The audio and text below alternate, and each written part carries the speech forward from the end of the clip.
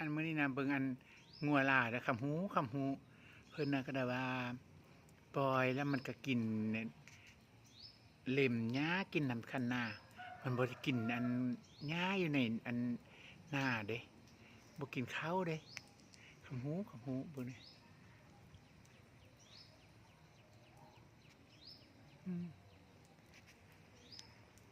ถ้ามเพิ่นละว่าเพิ่นปล่อยไว้นี่แหละว่าซั่นแล้วกินน้ำคันนานะมันก็ดีของมันอีกอย่างหนึ่งเด้ข้าวลาบบ่ลาบมันก็บ่กิน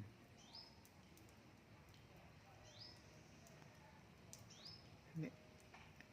มันก็เล่มกินน้ำคันนาเนาะเวลากินข้าว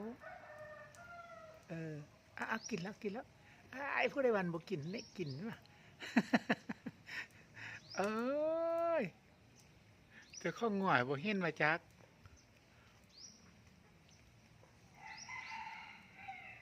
เฮียมันคำหูบ่ง่วนน่ะฮันนี่มันบ่กินข้าวบ่